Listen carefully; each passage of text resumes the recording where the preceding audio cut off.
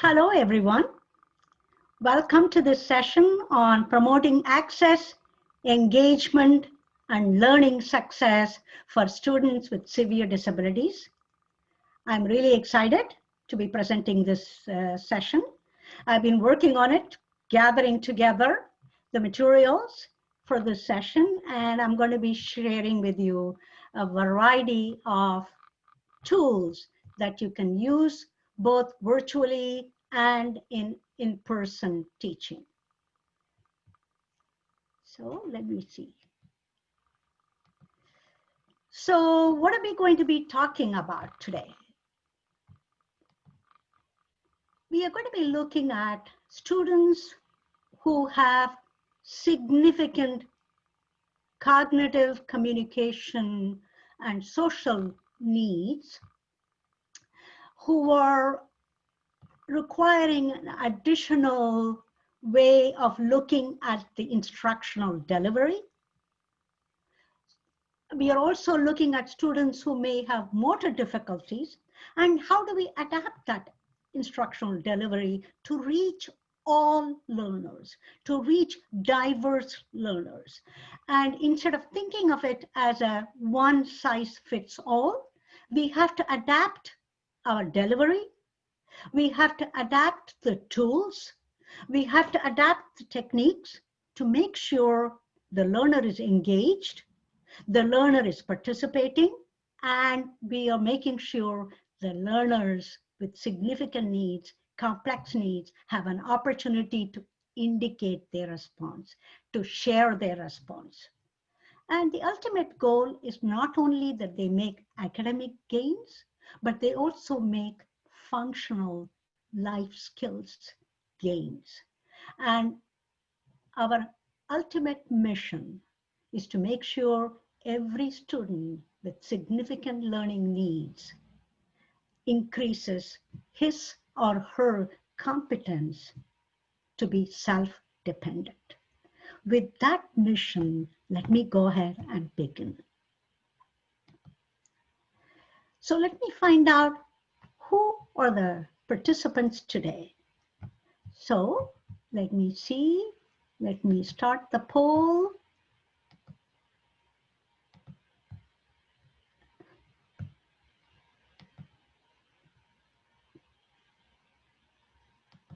Okay, let me see. Who are the people? Are there administrators, assistive technology specialists, occupational therapists, paraprofessionals?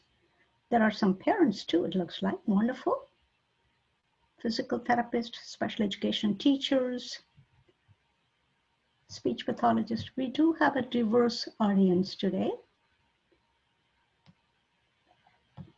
Okay, it looks like a lot of the people have responded. Okay, I'm going to end the polling and share the results.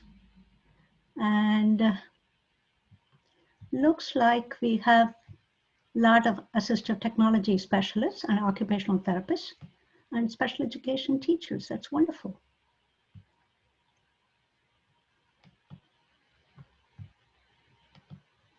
Okay, now that we know that we have a diverse audience, I'm going to try and respond to all your kind of what you're looking for. So just a little bit of information about myself. I am an author of a number of books. The topics are autism. As a matter of fact, I'm currently working on a second edition of a book on approaching the behavior problems with much more of a calm approach of using positive behavior intervention and supports, and to reduce the incidence of restraint and seclusion of these students. I have a mini guide, a behavior guide, and I have a mindfulness guide that just came out a few months ago. And then executive function, I have a book, and that topic has also attracted a lot of interest. And the other, this one, the Sparrow Educator one, it's a DVD, a training one that has 5 different units on different topics to train para-educators. And then a lot of the material for this particular webinar comes from this book the students with significant needs, and this one serving students with severe and multiple disabilities, and also a little bit from this autism book. So with that, and I'm a trainer and a consultant, and presenting webinars gives me great joy and pleasure. So one of the things that I did, originally when I submitted the abstract for this session, we were not in the world of virtual learning and virtual teaching. So I thought from what I'm learning from the media, from teachers, and from some parents is that especially the instruction for students with significant learning needs are not going all that well because they don't always respond to the tools that we use when we are teaching in person, but also at the same time, many of the students with significant needs need so much of an adaptation, not only to the tools, but also to the delivery of instruction and to get them engaged so that it's not always a prompted response. We need a set of tools that are very highly interactive. And it is even more so in a virtual learning environment. So I have assembled together a set of tools that I have added to this presentation. And that is something I'm going to be sharing so that if you are still teaching virtually, you can use that. But these tools can also be used very much in the classroom, because when I go visit classrooms, I am finding that we are not using these kind of highly interactive, engaging tools as much as we should be doing. Because frequently what is happening is we either do hand prompting for some students, or we provide the verbal prompts to the student. So it becomes totally kind of a prompted teaching rather than the student actually engaging, touching, manipulating the materials and responding to the question. So one of the first things that I would like to talk about is a kind of a magnetic mini board. What I would also recommend is that you give a set of these tools to your students, assemble together all these tools and also share it with them so that you have one set and the students have one set. And I would also recommend that you work with the parent about these tools so that they can, if they need to guide, and there are going to be students with significant needs whose parents may have to assist them, then they can use the same tools. So when I'm talking about a magnetic board, I am talking about something like this, a mini board that you can use and you can attach objects to that. And I'm going to be showing that as well. So attach a variety of instructional tools. One of the tools I'm going to share with you right now, for example, is a graphic organizer. This is kind of like a story map organizer, concept map organizer, you can say. And you can use one of these tools and you can send it home along with a mini magnetic board. I have still not figured out quite clearly how to show it, but I'm going to try my best to show it to you. So you can use graphic organizers, you can use concept maps, use timelines, assemble all of these tools together. I'm going to show you visuals of that. A graduated number line. What is a graduated number line? This is a graduated number line. And this is something you can use during a virtual session. You can also use in the classroom, and every student can have a graduated number line posted on his or her desk so that they know how the numbers go up and the corresponding quantity also goes up. So objects, photos, picture icons, vocabulary item, you can use the same mini whiteboard and you can have maybe 6 words, 6 vocabulary words, 8 vocabulary words, and then pair it with pictures, and then they can learn at each and every session. You can go over that word, and then A week later or a couple of weeks later, you can change the words and you can use new words and maybe combine it with maybe previously what they have learned, maybe 6 words and then 2 new words and then remove 2 new words, remove the 2 old words and add 2 more words. So you can go on and use that as a tool to teach the vocabulary words paired with pictures, and for some you may need actual objects. So this is the mini whiteboard that I was sharing with you. And you can attach objects to that, and the student can manipulate that object. Who were the characters in the story? In the story of Charlotte's Web, who were the characters? And they can, some of the students can manipulate that, and if you can actually get some kind of felt items, you can use that. For example, you may have some students who are functioning at a level where you have to have items that are at a lower complexity level. What do I mean by a lower complexity level? I'm going to, this one talks about this particular story organizer map. Let us say the student has to identify one event. Either point to a picture, point to an object, or point to a word, identify a sentence that talks about one of the events in the story. Whereas in a more complex, higher complexity level, the student has to identify 3 different events. And in the same classroom, and usually many of the students with more significant disabilities, while they may have some opportunity for participating in inclusive general education classroom, some of the additional work for them may be done in a self-contained smaller classroom. So you may have some students who are functioning at this level where they can identify one event successfully, and you may have some who need to be challenged with identifying multiple events. So you cannot say one size fits all and I'm going to use one tool. You have to match it to the functioning level of your students and to challenge them, not too much that they keep failing, but challenge them sufficiently that they are successful. For example, in this one, there are 2 characters, 3 characters. Here, they're going into a much more of a problem solving. So they are identifying what is the problem? What was the problem in that story? What was the conflict? And what was the solution? And here we are focused much more on where did the story take place. So these are the ways you can use these tools to address individual personalized learning needs of your students. This is another example of a graphic organizer, a concept map. You may be talking about organisms here and the different things.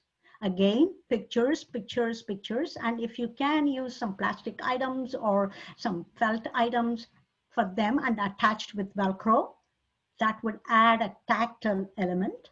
You can talk about the digestive system. You can talk about the respiratory system at a high school level if they are learning about the body and its functions and various things. Or you can talk about, let's say, tree and its various parts.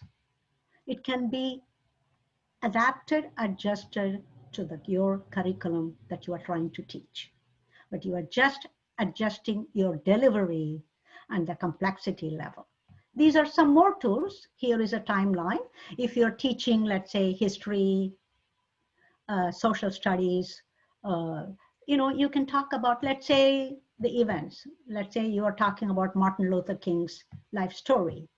Or you can use the same thing for the life cycle of a butterfly. You can use a Venn diagram. And this is the graduated number line that I shared with you earlier. Here, for a student, this is a selection chart. For a student who is not able to make a response, generate a response, let me say, you can give the student options, 3 different options for the student to respond to increase several things, to increase his or her response rate. Secondly, to build her confidence in responding, because the student does not have to generate, the student has to make a choice, but the student still has to think and still has to respond. So give them a choice of 3 plausible answers: 1 correct answer, 1 plausible answer, 1 incorrect response.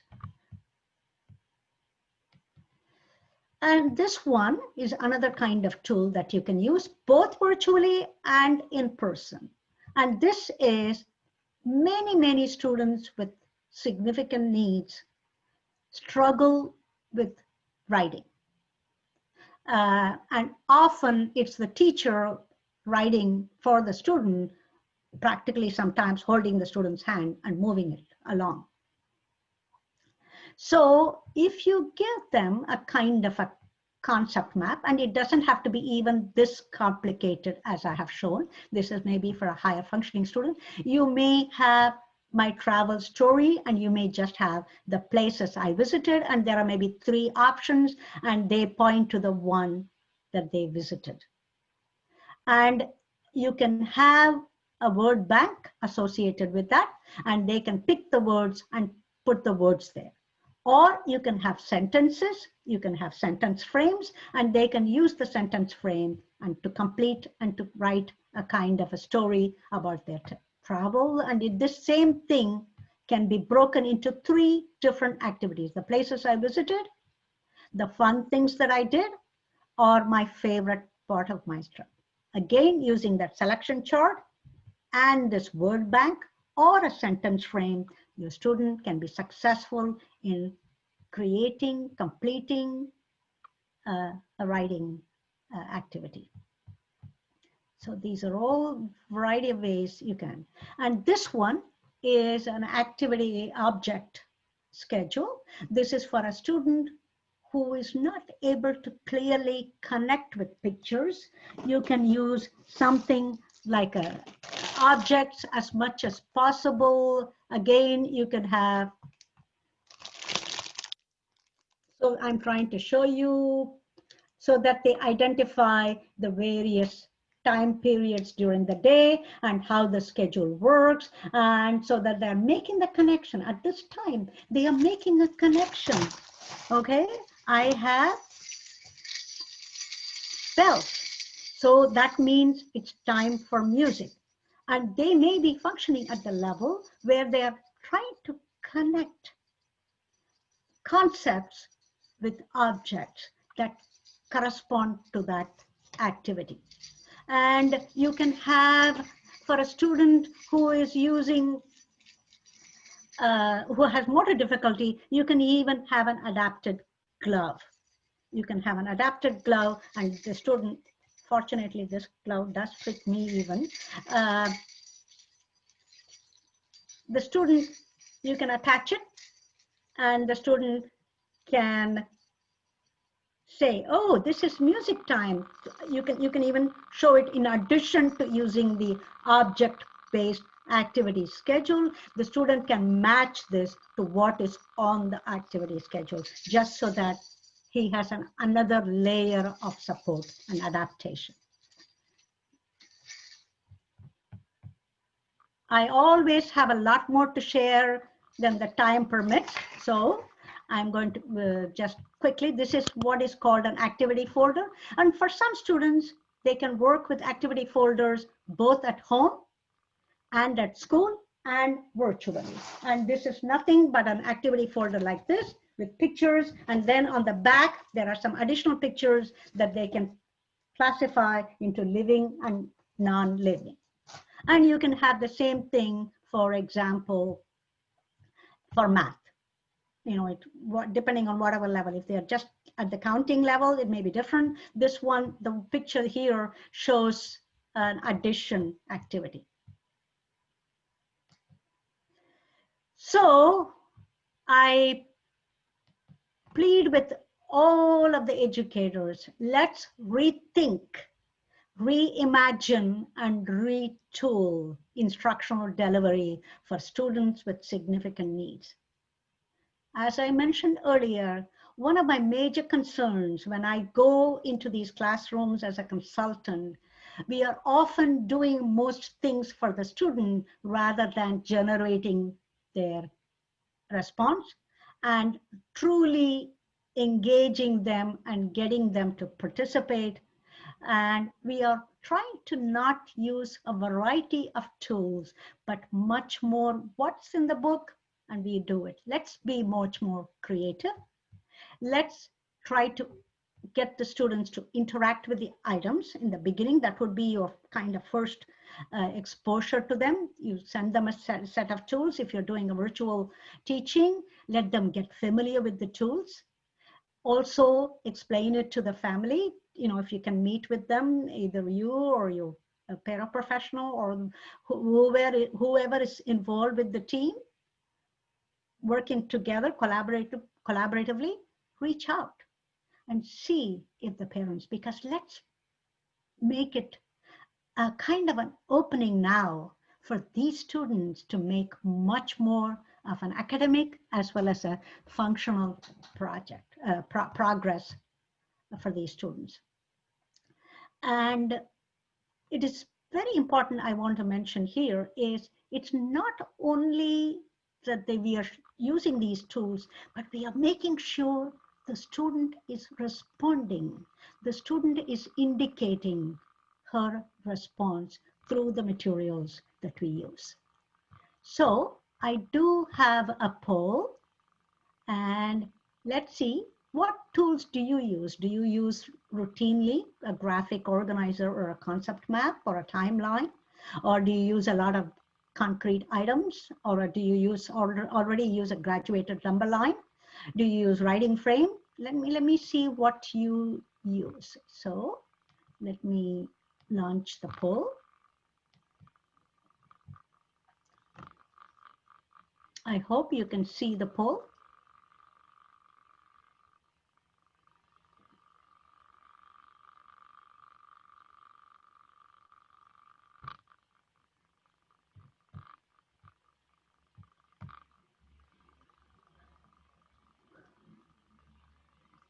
Looks like a lot of people do use a graphic organizer. That's good. But the thing that gives me great joy and pleasure here is a lot of you are using concrete items and manipulatives. That's wonderful. And to be using a selection chart is good. And do use the graduated number line. I would suggest share it with the family if you're doing virtual. And if you're back in the classroom, do help, especially at the elementary level. And I think even at the middle school level, you can certainly use a graduated number line, and this is something they can have on their desk. And yes, that's wonderful. I'm going to end the polling, and I'm sure you are going to begin to use the writing framework as well. And okay, you can see the results now. And I am going to close the poll so that we can move on. Okay, now I have shared with you a number of virtual tools, and I will also be sharing throughout this presentation ideas for a variety of tools.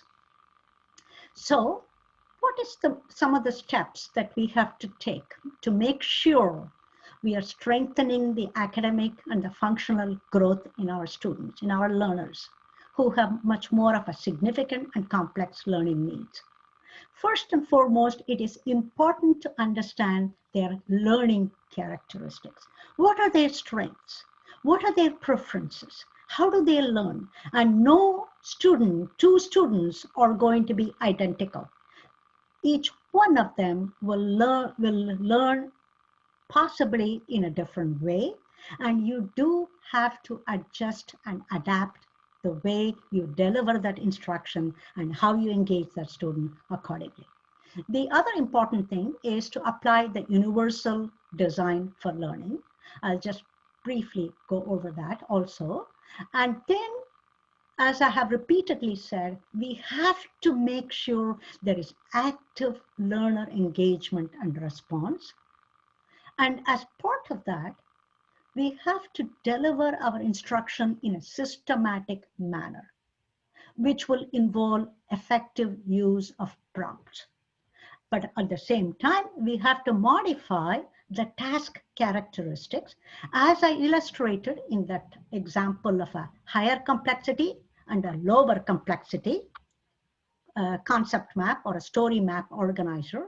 You cannot use the same story map organizer or a graphic organizer that is identical for each student. Some of them may be able to identify one item related to that concept or two items, whereas another student may be able to identify a much more complex set of ideas associated with that concept. So we do have to make sure we adapt the tool, especially when we are providing one-on-one instruction. So that is your student-specific adaptation and supports. So let's look at the student's strengths. What can the student do currently? The student's needs and functional level. Is she able to make a choice between two items?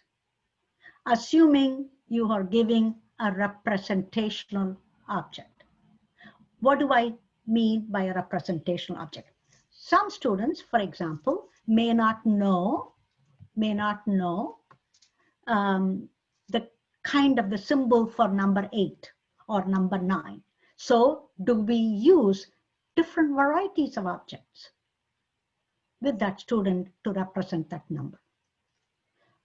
Some students will respond reaching for an object with hand or eye gaze or body movement or body orientation. So are we adapting to that? Some students may show increased vocalization in response. So do we see that differences in the vocalization when they are engaged, when they are trying to respond?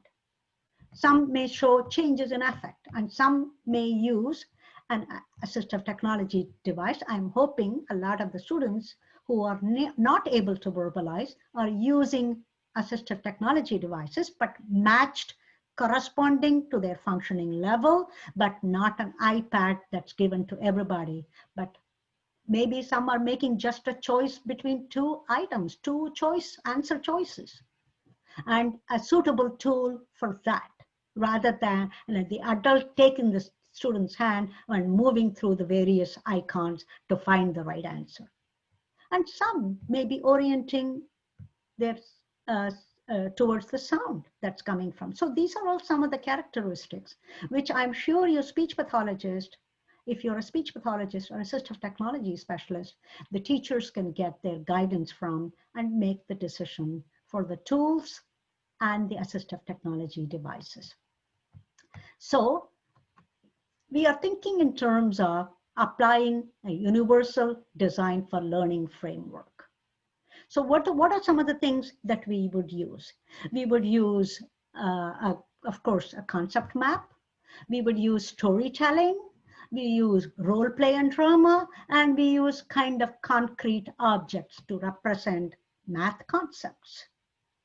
Maybe a life cycle frame with felt shapes or sometimes plastic items to represent a life cycle, and use objects. So concrete items, role play, variety of ways to engage that student, get that student to pay attention, to listen, to absorb the information.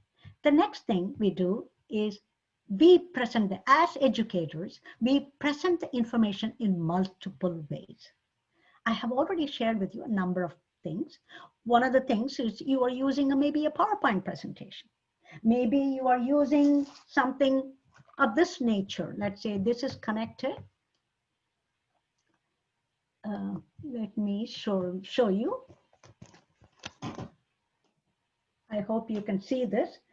For example, objects attached, objects, felt shapes attached to a kind of sheet, and then that can be attached to a mini board. And the student, and they are all Velcroed, and the student can actually manipulate those objects. So that is another way the student is engaged. So these are the concepts. Let's say ideas, events, character associated, let's say, with the story of Charlotte's Web. Then the how of learning. How does the student tell you she has understood, she has grasped it? How is she going to respond to the question, to the ideas presented? Through making a choice between A and B, or making a choice between three different things, or using an assistive technology device to indicate the response. So variety of opportunities are provided. For a student who is verbal, maybe the student can just point out to, I like these things, I don't like these things, or these are all reptiles, these are all mammals. And here, given three choices, the student may be pointing to it, is able to read it, may be able to see the pictures, and here they are paired with pictures and a voice.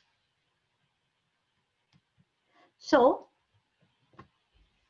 the other important thing is to provide a supportive learning environment. As I already mentioned, Universal Design for Learning, UDL, as you are planning your instruction, as you are creating your tools, as you're thinking of your techniques, that's when you are thinking about Universal Design for Learning. The next step is to make sure your classroom is organized, visually appealing, and inviting. I am assuming you are now back in the classroom. That's the scenario for this one. And when you have too many things on the wall, or if there is a great deal of clutter in the classroom, there are some students who cannot handle this. Their sensory overload becomes too much for them to be able to focus attention on the lesson. Let us say you're doing a small group instruction, you are presenting a PowerPoint, you want to make sure that the classroom surroundings, the walls, are not overwhelming for that student, so that they are able to focus attention and not get distracted.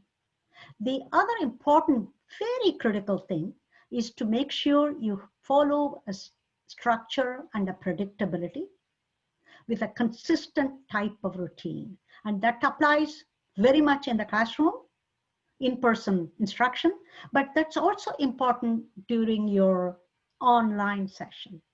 For example, I went into a classroom where it happened to be a Friday afternoon, and they said, oh, Friday afternoon is our fun afternoon, so we watched videos for a couple of hours. To me, for students with significant learning needs, to watch 2 hours of video is not only non-productive, but it actually creates problem behaviors. As a matter of fact, at that time when I watched, one of the students was under a desk, because there is only so much of video can they watch, maybe 15 minutes. But beyond that, they are not learning anything from that. And so they are engaged in all kinds of inappropriate activities and behaviors. So that is why it is important to follow, whether it is Monday or Friday, to follow the same consistent routine, because it helps to reduce the stress and the anxiety level, but also increases the students' focus for the lesson. And as I have said, make sure you have a variety of materials to address different needs, skill levels, and preferences. And the other thing is, whether you are using these variety of tools or assistive technology devices, visual support, and activity schedule, they are implemented consistently in all the settings and every day. We cannot afford to say, oh, I forgot the visual schedule today. So it is important that they are used consistently in all settings. And also, one of the things that I would like to mention is to make sure you have a calming, safe space in your classroom. Set aside not a timeout, but a space for the students to calm down if they feel agitated or restless. You can teach them things to do. And if you go to my previous webinar on problem behaviors, I have shared ideas for how to use the calming space. And student-specific adaptation. Familiarize the students with the kind of variety of these materials, the touch, the look, the listen, the smell, and position the student appropriately to get guidance from your OT, PT, and your assistive technology so that the student is positioned appropriately. That is one of the concerns that I notice. And the other thing is to stabilize the materials. I am going to share with you a kind of a mat that you can use. It's called the Dyson mat. Okay, I found it. Because what happens with some of the students who have motor difficulty, they have sometimes when objects are placed on their desk or their tray, the objects move away from them and they have difficulty grasping and holding. If you can use something like a little mat, this one is a Dyson mat, if you can use that and place the objects on top of that, and it will help the student to be able to manipulate that object. And these are all ideas that I find are situations that I come across when I'm doing my consulting visits. So the other option is to have the objects on eye gaze board so that the student is able to look at the objects. And the other one is to have a kind of an adaptive grip. Instead of the adult manipulating the student hand, maybe the student can have some kind of an adapted cuff like this, and the objects could be inserted inside that, or the object can be attached with Velcro on the outside. So use a variety of things: choice board, adapted response tool, assistive technology, adapted cuff, and some of the other tools. One of the things that I do want to mention is, this is mentioned by a famous author, by the researcher by the name of Downing, is when you have,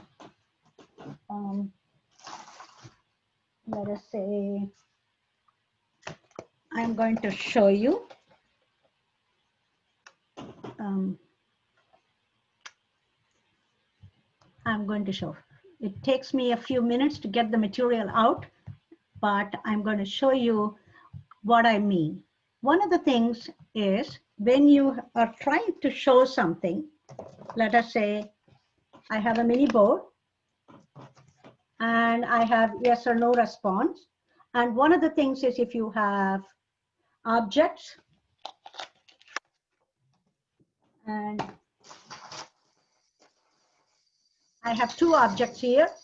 One has 3 bells and one has 4 bells and one has 2 bells. And you want to show point to 4 bells. You are showing that. One of the things that helps is from behind, you use a flashlight that helps. So, okay, 2 bells, 4 bells. It's difficult for me to hold both. And you can certainly Velcro it, or you can use magnets.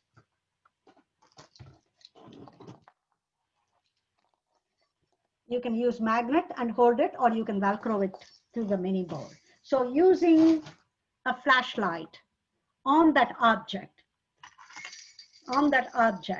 brings attention of the child to focus on what you are trying to show. So try these techniques to grab the student's attention. And this is again based on research. As much as possible, try to use real life activities. And the other technique is when you are using a mini board, you are making sure that the students, okay, this one is a pattern. Okay, this is a pattern, and this is something, certainly an activity that you can use. And they have to identify what number comes here, 2, 4, 6, what comes a number here, and they have to select that, and you can reduce the number of choices if you want. So this is pattern. And when you're doing that, one of the things, in order to bring attention, you could also use a kind of a tap on it. That brings attention to it. Again, that is a research informed practice. And as I mentioned, eliminate the pictures. So these are all various tools that I have already shared with you. So try to use that and try to use these techniques like eliminating, tapping on that, using, stabilizing the objects using a Dyson mat or even a shelf liner, and play games. That is always simplest game. For example, have a little basket. This can be done virtually or in person. Okay, you are working on just the concept of 5 or concept of 8, and they still are struggling with one-to-one correspondent. Okay, say you're going to throw 5 bean bags into a little basket. Say, then give a number 4, give a 5, and you can be done when you're doing one-on-one. You can give every student same number. They are sitting around, let's say in a small group of 3 or 4 students, and they're all functioning at the same level. Say you're going to put 5, and then you can check to see if they have one-to-one. And when they are playing that game, the motivation level is much higher. And notice all initiation by the student. Use the other important thing is to make sure you are using the correct, appropriate, systematic prompting. And I'm going to go over that prompting a little bit also. This is a vocabulary word wall.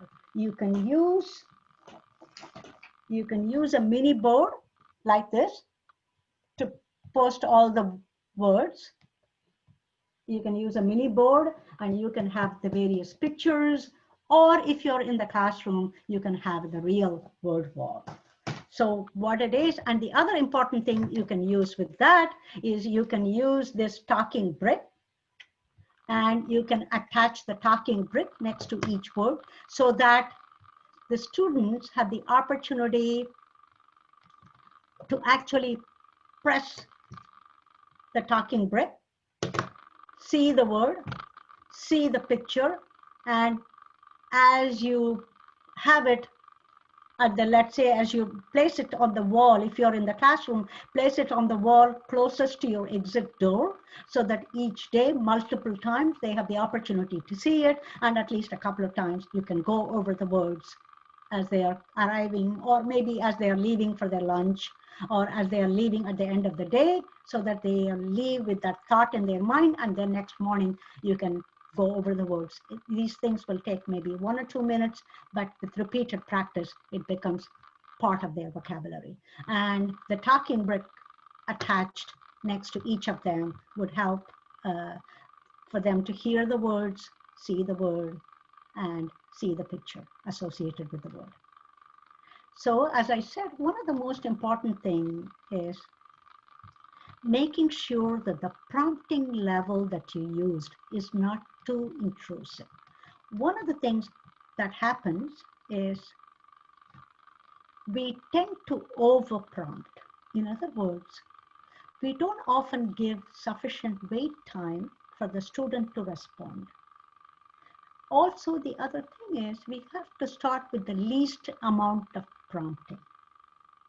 We have to make sure when we are providing, when we are teaching a word, instead of teaching 20 words at the same time, having 20 flashcards, it is better to have 4 or 5 and make sure the student is able to respond correctly, rather than the adult saying, the student looks at the word, and the adult immediately finds the student is not able to read, and the adult goes on. Instead, it is important to see. And then the student repeats that word, and we often say, good job, when the student's response was not initiated by the student, but by the adult. So we have not fully grasped how we should prompt. We should give wait time, and if the student is not able to respond, then we provide a prompt, a verbal prompt. And then when the student repeats it, good trying, you can say, but the student did not respond. So, and if the student responds incorrectly, we have to be able to say, no, that is not a tree, that is a toy, or whatever the word is. You have to immediately correct that error and teach the student the right word. So it is very important that we use the prompting, not to continuously the adult talking, but providing a systematic way for us to teach, instruct the student. And in this context, I want to mention about the role that the para-educator plays. Para-educators play a critical role, and they are often helpful with teaching, going over the material that the teacher has taught. But it is also important that the para-educator role is discreet and unobtrusive. In this context, I want to mention a couple of things. One of the things is, often I have seen para-educators holding hands of the student or sitting right behind the student. It's a different thing if the teacher is, the para is working one-on-one and it is an inclusive setting and helping. Then the para-educator, after helping that student, the target student, should also circulate around so that she is not seen as a kind of a person who is assigned to that one student, because it creates kind of an impression among other students as though this target student is helpless and needs constant support. So it is important that it is not stigmatizing to the student. And also the other thing is holding hands, giving a hug, carrying materials. As much as possible, the student should be doing it himself or herself. And the idea behind this, we do not want to promote learned helplessness in our student, because what happens is often the student, even initiating conversation, tries to look back at the para-educator, either for the answer for a question that the teacher has posed, or looks to, if a peer comes next to the student and asks a question, the student immediately turns to the para-educator for response instead of trying to initiate a response. So we need to make sure we are not promoting learned helplessness in our students with significant needs. So the other important thing we have to think in terms of is to make sure there are lots and lots of choice-making opportunities. I have already shared with you a number of tools where, either using assistive technology or the teacher-made tools, the student makes a choice in responding to questions. There are other areas too. For example, if there is a choice in the cafeteria between two different meals, can the student make that choice using pictures? We should let that happen. If the student, let's say the student has a choice, you have 10 minutes time when they can engage in some kind of a leisure activity. They can choose to listen to music, or they can listen to, they can play a game on the computer, or they can do, draw pictures. Let's say they have 3 different or 2 different types of 5-minute break activities. So can the student be helped to make a choice, aided with pictures or objects? And choice making helps to motivate the student. It also helps to do another important thing. When the student makes the choice, the way other people see that student is also much higher perception of that student. And that is something we need to promote.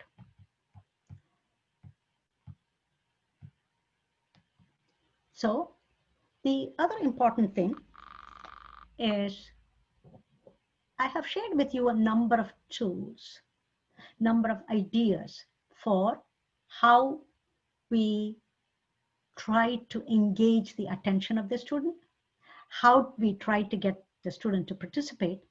We also have to think in terms of how the student responds. What are different ways we can try?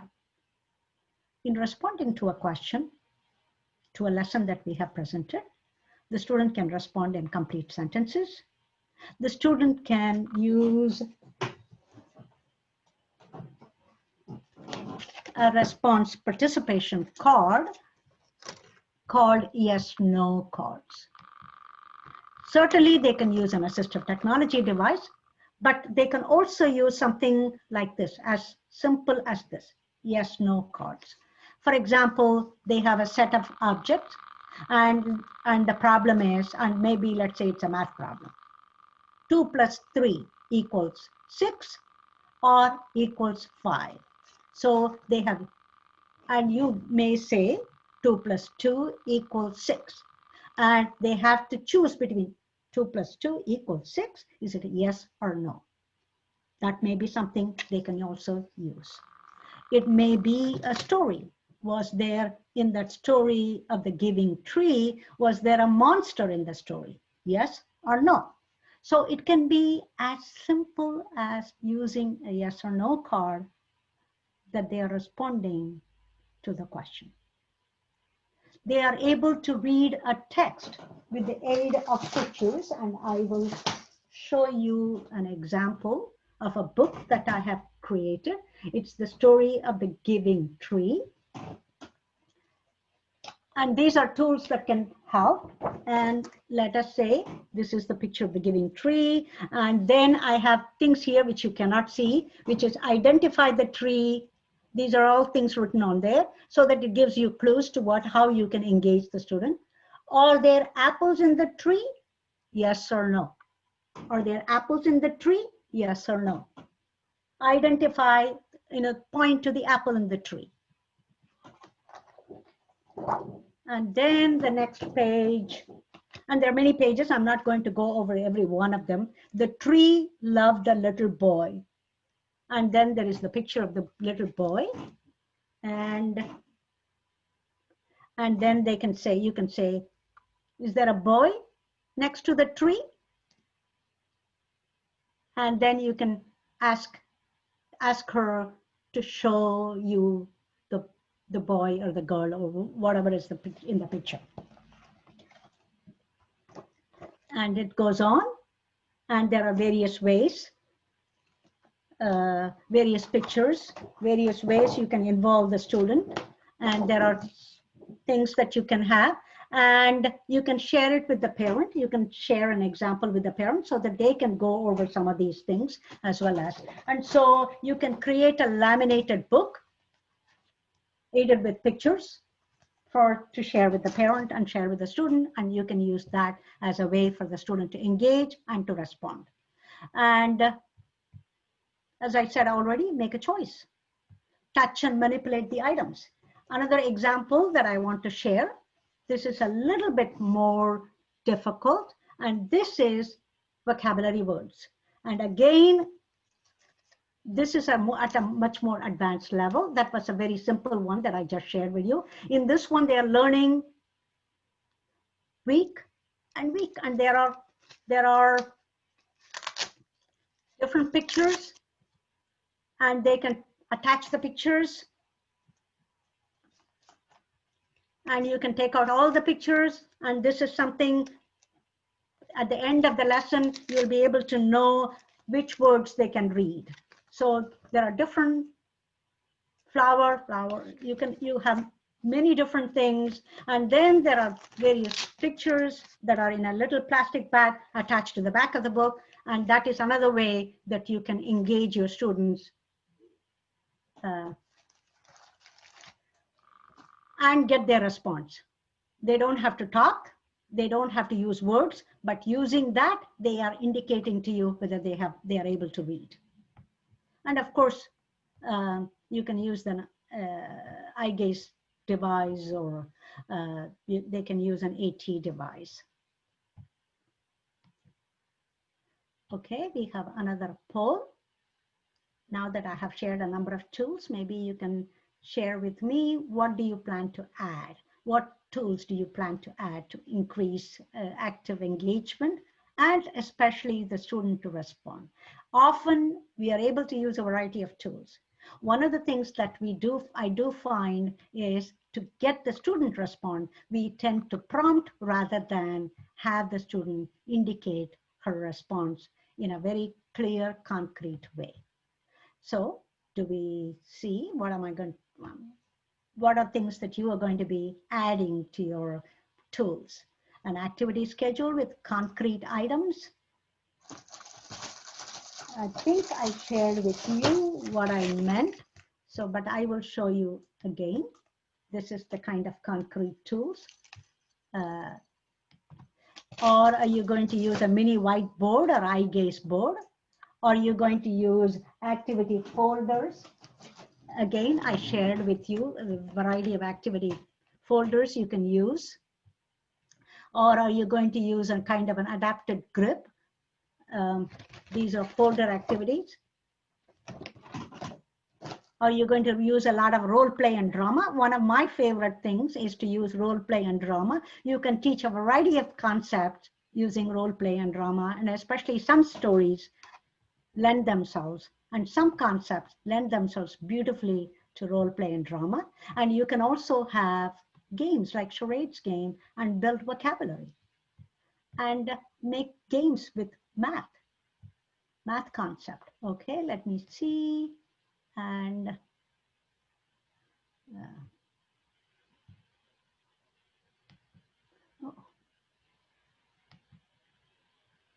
okay.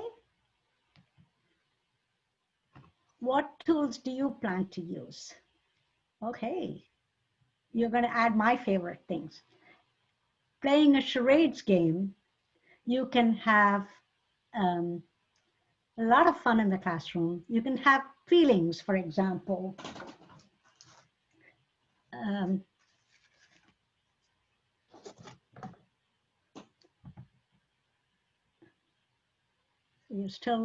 The polls are coming in. Okay, so it looks like mini whiteboard or eye gaze board.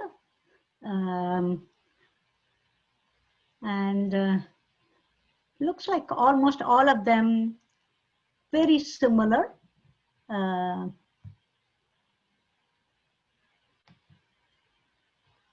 Except I think the activity schedule with concrete items. That would help, especially your students with significant and complex learning needs. That helps a lot. They may not exactly direct you and say, this particular activity is over, but at least they will be able to make that connection between that activity, that corresponding object, and to get a concept of what that activity is. I hope most of you will also try to use some games, especially for math, using kind of games. Like, for example, two students can play and they can have, they can play a game where you can devise an addition game. One student is given a certain number, another student is given a certain number, and a third student has to guess what the total is. Let's say Anna throws three items, then Brian throws 5 items, and then you have Alan saying how many was the total that was thrown. You know, you can have a lot of laughter and giggle and joy just from that math game. And at the same time, you are teaching. Okay. And finally, of course, many of you may be using a lot of assistive technology and use PowerPoint presentation. For example, even something as simple as attendance. I am assuming you are in class. For attendance, if you can pair each student's name with a photo of the student and show it on the PowerPoint, and then if they can indicate, are you present, yes or no, either by raising their hand or by using the yes/no card, you have provided an opportunity for the student to respond. From as simple as daily attendance, you can use technology to help. And of course, there are a variety of tools, and I am, of course, sharing with you a variety of tools here that assistive technology tools that AbleNet offers. And the only thing that I want to mention is we have a tendency to use tools like this quick talker with multiple icons. Instead, we can use that same tool, but maybe with just 4 icons in the beginning and let the student be successful. Or if the student is functioning at a very significantly severe level, let us begin with something as simple as I talk to a communicator. Those are some ways we can make sure that they are successful and then gradually move them to a higher level challenge and a higher level challenge. And then this particular one, the super talker, great for group, small group participation. So I'm coming to a close. And as I said, the 2 books that focus heavily on this topic with a variety of ideas and techniques are these two books, Serving Students with Severe and Multiple Disabilities and Students with Significant Disabilities. And it also focuses, the second book focuses on the ESSA law and what the ESSA says in terms of serving students with significant needs. And these are all the different resources that you would find helpful as you work with this student population. And finally, a very special thanks to AbleNet University for hosting this webinar. And thank you to each and every one of you for joining this webinar. As I said, we have a great opportunity right now. We are at that moment when we can actually rethink, reimagine, and retool our instruction for students with significant needs. I want to see every one of them succeed and be as independent as possible. Thank you, be safe and well, and I will be happy to answer any questions that you have.